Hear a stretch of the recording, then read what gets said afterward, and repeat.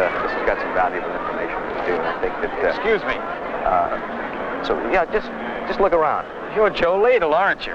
Right. Sure, we met about a year ago in Chicago. Wait a second now. I do remember. You're, Bill Bunbury. Bill Bunbury. Of course. Hey, it's great to see you again. Sure, I remember. We met at the, Media show at the Regent. Right. How can I forget? You're a good friend of Bill Stewart. No, Larry. Larry Stewart. That's right. How is old Larry? Memory is one of our most fundamental activities. It is so much a part of our lives, so basic a process, that it is only when it fails us that we think about it at all.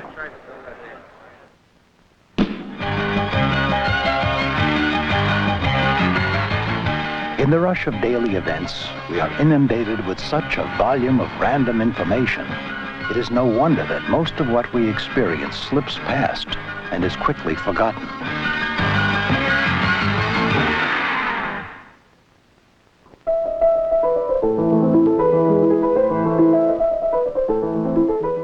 Yet, just as we can enjoy the flow of music without remembering each individual note, we can function competently without remembering every detail of our experiences.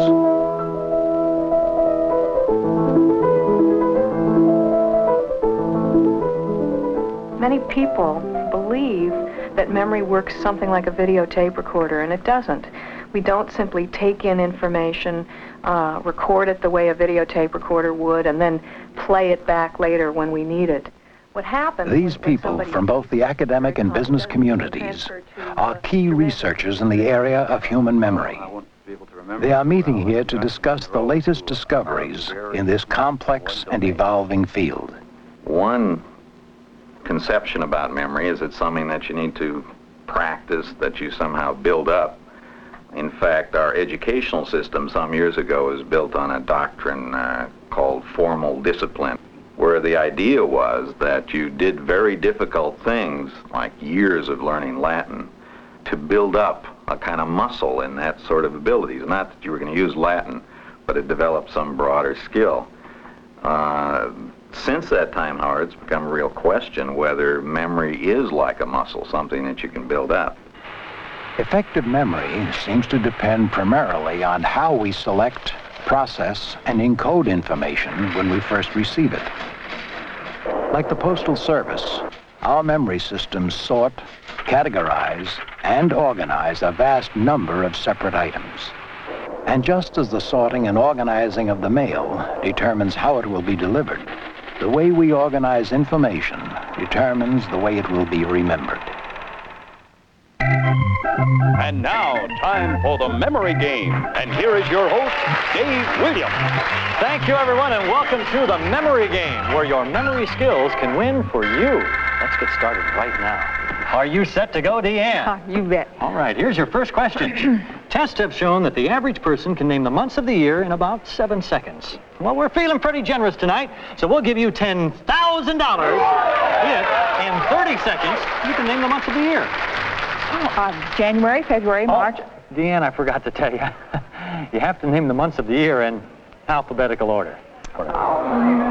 Alphabetical order. 30 seconds from right now. December. Oh, no. April. Oh. And then August. And then December. Oh, no. June. You have 10 seconds. 5 seconds. 30 days. I'm sorry, Deanne. Your time is up, so we're going to move over to Richard. Richard, how you doing? When information has been encoded in one form, it is very difficult to recall it in any other form. Right now in 30 seconds. The information is coming into the system at retrieval, at the time we're trying to remember, in very much the same way that it came in when we originally acquired the information. So the external information is driving the brain, if you like, back into the same state that it was originally. And that seems to be the way that remembering works. People often refer to their memories as though memory is just one thing. There's one system. You're good at it, you're bad at it. Actually, researchers typically now distinguish between short-term memory and long-term memory.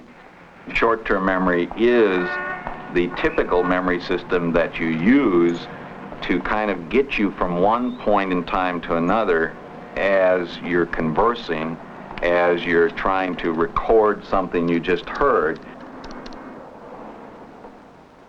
Yeah, hi, it's Phil. Let me talk to Liz for a second, okay? Oh, well, give me that number. I'll try to reach her over there. We have all experienced the elusiveness of short-term memory. 4291. Okay, yeah, got it. Excuse me, do you have change for $1? Oh, yeah, sure. Even a brief interruption can totally erase something we're trying to remember. 5554. Oh, damn.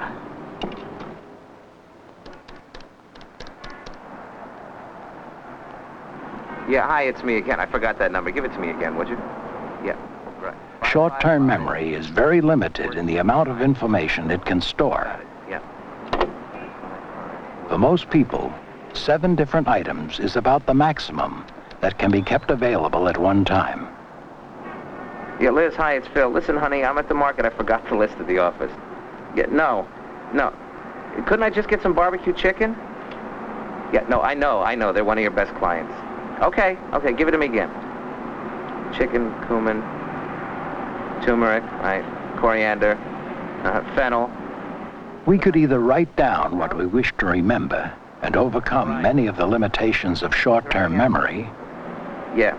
or we could make the effort to enter the information into our long-term memory. Of course I'll remember it. To get something to be in long-term memory, you have to relate it to the other things that are already there. You have to do some work on it. You have to rehearse it in a variety of different contexts, get it related to the many things that it should be related to. There is no known limit to what we can store in long-term memory. But rather than in a particular subject matter, it's rather than that the more you know, the less room there's left for something else. It works the opposite. It's really against our intuitions. But the more we learn about something, it seems almost to create more space, if you like, for other information to come in. So rather than, I think in terms of memory as a room or a box or something with a limited amount of space, it's like a scaffolding or something of that kind, that the more we learn, the more there is available to fit information onto.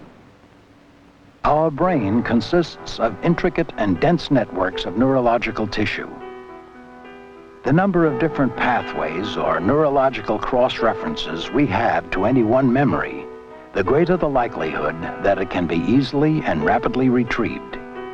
It is in these complex networks, not in individual cells, that memories are stored. We're storing memories not just in terms of one neuron for a particular memory, but rather that perceptions and memories are very complicated combinations of neurons. Just think there are only 26 letters in the alphabet. Think of how many words you can make by recombining letters. Then think of millions of neurons and how many memories we could make by recombining neurons. So I think that as far as we know, there's no limit. Many people casually liken our memory to the operations of a computer. It is true we do encode information and retrieve it, but our encoding and retrieval system is much more sensitive than a computer's. We're often asked whether, in this day when there are computers that can store a lot of information, whether it's worth having a human memory at all, or whether we shouldn't devote our attention to some other activity. I think that there's a misconception that has the situation directly reversed. That what we are good at compared to computers is remembering. Each one of us can remember the meaning or something about the meaning of about 200,000 different words. If I present you almost any of the words in a medium-sized dictionary and ask you whether it's the name of a dog, you can, within a second, tell me yes or no.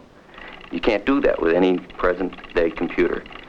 On the other hand, the computer's ability to do logical processing, to do computations, is almost infinitely better than ours. The average, pretty skillful human can add 2 one-place digits in about a second, whereas a computer can multiply about 100,000 seven-place digits in a second. If we want to compete with computers, we shouldn't do it by trying to beat them at logic and thinking. What we should do is try to beat them at what we're good at, which is remembering a lot of stuff. We have all experienced a word, a sound, or a smell that triggers long-forgotten memories. In the novel Remembrance of Things Past, Marcel Proust describes how the taste of a petite madeleine dissolved in a cup of tea was the key which unlocked his memory.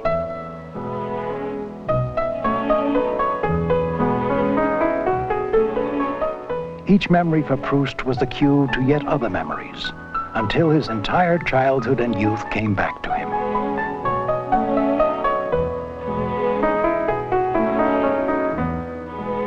We all have enormously rich memories which may be cued by any number of mental or sensory associations.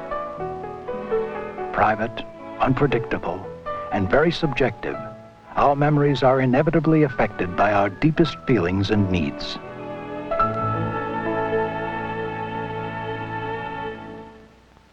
We are a pattern of these severe limitations and extraordinary capacities. We're a mixture of strategies, structures, plus a whole bunch of human qualities like emotions and physical feelings and stuff that influence how we look at things. And our memory just mediates our activities, our interactions with the world. Thank you very much and welcome back. It's time to play more of the memory game. Deanne, do you know what these are? Oh, keys. That's right, keys to a brand new car. Oh! You can win it! Time to calm down. Here's your next memory question. Just tell me, in the old television series, The Honeymooners, what was the name of the character played by Art Carney? Oh, sure. I know that. It was... Stress, tension, and other all-too-human feelings can greatly affect our ability to remember. 10 seconds. He worked in a sewer. I'm sorry, your time is up. Give me a couple more seconds. He went bob, bob, bob, boom. Sorry, your time is up. It's time to go to a commercial, and we'll be back with the correct answer for you in just a moment. Norton. It was Ed Norton.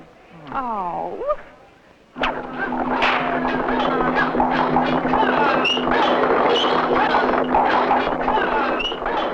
What captures our attention is usually what we will later remember. A dog can get mighty hungry when he doesn't get his chuck wagon, because dogs love the salt. Often we only pay attention to what is important to us, what speaks to our personal needs and interests. Serve your dog chuck wagon. Chances are he's already waiting for it. Even when we try to focus on specific information, competing demands for our attention may interfere. And we double the fun. And I'm going to ask you a simple question. If you can answer both questions, You double your money. the only trick is We're going to ask you both questions at the same time. Ready? A minor international incident occurred in 1959 when the premier of the Soviet Union on a visit to the United States was not allowed to visit a certain down for theme park. security reasons. What was the name of this park and which has a branch in Florida?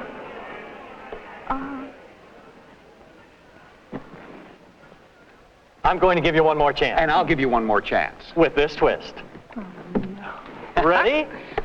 In 1959, the premier of the Soviet Union was visiting the United States and passed through Los Angeles. It is obvious that listening to two voices at once is difficult.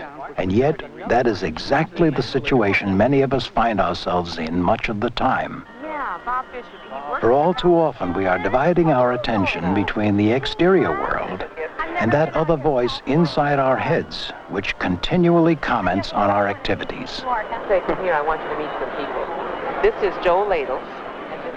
Damn, I should have left 10 minutes ago. Well, gotta be polite, I guess. I wonder if I should shake hands with her. You never know whether you should shake hands with a woman or not these days. I don't want her to think I'm old-fashioned, but I don't want her to think I'm aggressive either. I went out and rented a car with a sunroof, so I wouldn't waste any time getting a suntan. God, I hope my shirt doesn't smell. She's talking about a party. I can tell about that great Christmas party in Atlanta. It's one of my best stories. Especially the part about the plastic pineapple. Now, what did the guy say that was so funny? Excuse me. I'm sorry, I've forgotten your name. Lorna. Oh, Lorna Garvey. That's right on the tag. It's nice to meet you. Yeah, it's nice to meet you. How about a ride in your rented sunroof? Well, Well, I think it's going to rain, but come to the party night, okay? I think it's in the Persian room or the luau room, one of those. But I'll see you there, okay? Bye-bye. I'll do that. Okay, bye. Probably we're blessed with having a not perfect memory. We tend to remember things in ways that are more favorable to ourselves. We tend to remember that our vacations were happier than they were, that we gave more to charity than we really did. We tend to remember ourselves in a more favorable light. Our memory serves our emotional needs. For instance, when we forget something, it may be that we are unconsciously trying to punish, to reject, or to get back at someone. Hey, I've been thinking about what you said last night, about me being a cold and withholding person. I really can't buy that. I admit that sometimes we have a little bit of a communication problem, but I think that's a shared responsibility, don't you? I mean, you have the responsibility as much as I do. Do you have another bag? No, that's it. Where's the chicken? What? The chicken? For the chicken curry? Oh. You forgot the chicken. I forgot the chicken. Listen, I'll go down and get some. We are sort of interpretive creatures. We read body language, we read intonation, and in fact, that gets into the encoded version. It may not have been there at all in what was actually said, but that's the way we encode it. Then later, what we have to operate with is our encoding of it. We are sure that that's the truth. Hey, Joe. Ross. Hey, how are you? A lot of looky-loos around here, huh? No, we just made our biggest sale ever. We did?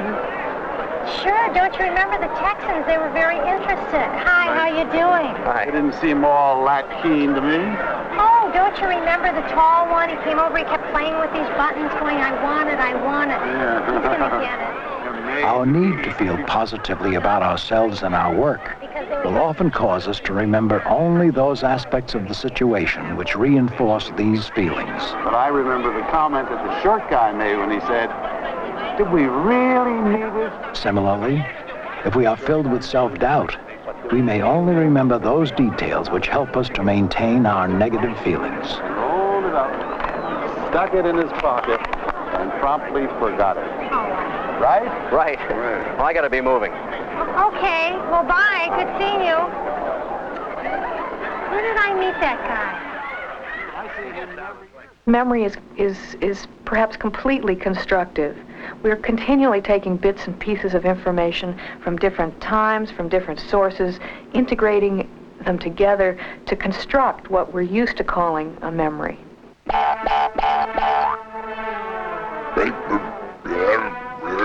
Our entire history is a constructive memory built up from countless myths, legends, stories, and recollections.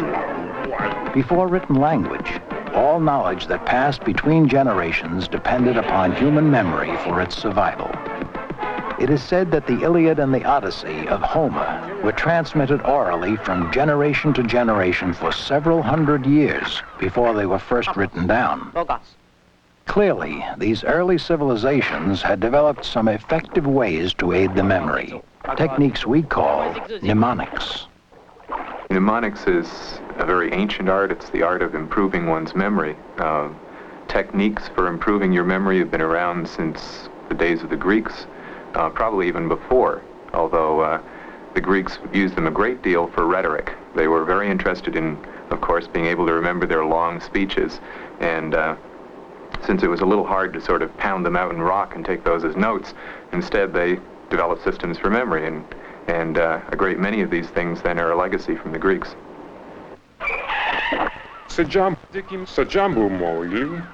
The first account we have of a mnemonic memory technique concerns the Greek poet Simonides. After presenting a poem in which he praised the gods Castor and Pollux, he was summoned out to the street, presumably by the gods themselves in thanks. Just before the roof of the banquet hall fell in, killing everyone, crushing them so badly that they were unrecognizable. Simonides was able to identify the bodies because he remembered who was sitting in each place around the table. What Simonides did was to use the memory technique we call the method of loci, or the method of place. The idea is that you associate a place you already know very well, such as your home, with the information you want to remember.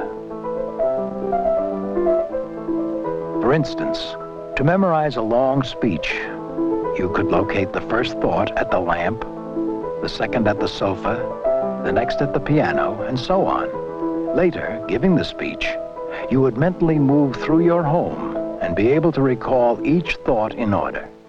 If you ever teach a course on mnemonics, the first thing you find out is that the only mnemonic people really want is how to improve their memory for faces and names. And there are a number of systems. They basically boil down to about 5 stages. What you have to do first is concentrate on the name. Most of us are doing something like trying to make sure the introducer gets our own names right, and we're not listening to the other person's name. So you concentrate on their name. You choose a feature of their face. A student of mine once chose my hair as being sort of puffy. And then the third thing you want to do is form some sort of image relating the name to the face. He thought of the hair as being puffy, a cloud, McCloud, and then he imagined me on a telephone holding a receiver, calling McCloud. Okay? That sort of imagery takes a little time to practice that. You won't always succeed the first effort, but even the practice is probably good. Even the trying will help you remember the name. Hi. Do you want me to take over for a while? Well, sure. That would be great. By the way, Phyllis, this is, oh, God, you'll have to forgive me. I forgot your name again. Bill Bunbury. Bill Bunbury, right. I got to remember that. Bunbury, Bumblebee. Imagery is a technique whereby we consciously associate a concrete image with the information we want to remember. Like all mnemonic techniques, this forces us to be more active mentally, to process the information more deeply, to surround it with more cross-references and cues. We know acronyms for just about everything. Every agency of the government, every company in town has 3 or 4 letters that stand for it. Those are an aid to us. They're essentially there so that we have less to remember, and there is an easy way to remember it. That's a verbal mnemonic, essentially. A mediation technique can be used with any kind of mnemonic. A mediation is essentially a way of getting something in between the thing you want to remember and your memory of it. So you're trying to generate something meaningful that links 2 things together. You're bridging a gap. You're mediating. Mediation, just like the government uses it. So, for example, you wanted to remember the Great Lakes. Then you would use a mediator. In this case, a natural language mediator, Holmes. Huron, Ontario, Michigan, Erie, and Superior, Holmes. One thing to remember, the only place in the United States where 4 states meet, Canoe, Colorado, Arizona, New Mexico, Utah. Just a general understanding that things that are completely arbitrary, number sequences, names, that don't pose a structure for you, are going to be very difficult. You have too many numbers, you have too many names. Now, things that you do have a structure, if someone can say to you, in a business context, talking about a new procedure, if they can say that's just like the procedure that we used to follow, except. Now, there can be almost instant learning. Yeah. No, I got it. No, I'll remember it. No problem. If we were to impose a structure or use a memory skill on information when it is first received, we would stand a much better chance of remembering it. The simple method is just, when you rehearse, as everyone does, to space your rehearsal. To rehearse once now and to wait a while before doing it again. Spicy. Okay, now I gotta get turmeric. Yeah. 2 rehearsals right in a row is no better than 1. But if you rehearse it, just sort of a rote rehearsal, just say it to yourself. But do that twice, not right in a row, but once, and then wait a while. What was that other stuff? And then do it again. Then 2 rehearsals is about twice as effective as 1 for getting it into memory in terms of the likelihood that you'll remember it later. And you can always do that. It's been studied, the spacing effect has been studied in every kind of learning for every kind of material, from learning vocabulary words in a foreign language to learning to play the piano or shoot baskets in basketball. Whatever you're trying to learn, if you practice a little bit, wait a while, practice a little more, you learn much more efficiently than if you try to mass it all together. Okay, I gotta get the poem. Grouping, looking for patterns in the information you're trying to remember, is another memory technique. First the spices, there are 5 of those. And then the condiments, there were 3 of those. And then the vegetables. That's it, spices, condiments, vegetables. Hey, I got it. In order to have reliable access to our memories, we must consciously organize, catalog, and file the information we need. We must impose some order on this process. We must direct it.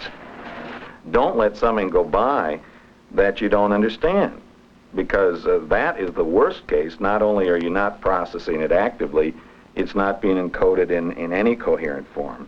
So simply being aggressive in handling the information, knowing what you are likely to forget, and actually that's kind of a key that to getting better in an everyday sense.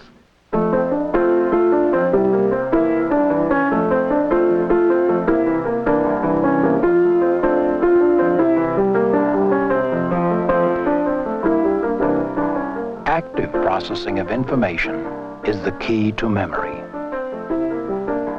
It's all very nice to get it in there, but if you can't get it out, you've wasted a lot of time. So you get it in, you get it well organized. There are many ways to come at it, to retrieve it subsequently, with all of those things, all of those organizational cues intact. Memory is not a muscle. You want to organize information so that you can find it easily. You're not going to do better by simply rehearsing something. There are countless studies along through the history of psychology showing that the more you memorize doesn't help at all. Rather, what you want to do is learn a technique. Instead of practicing 10 poems to learn a poem, try and learn something about how rhyme schemes work, a strategy for learning poems, not learning 10 poems at the outset. You'll do much better, it'll be easier to learn, and if it's your own technique, it'll also be a lot easier to remember.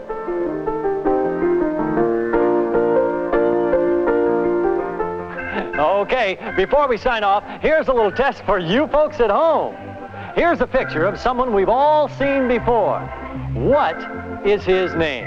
You have 5 seconds. 4, 3, 2, 1. That's all, folks. Time's up.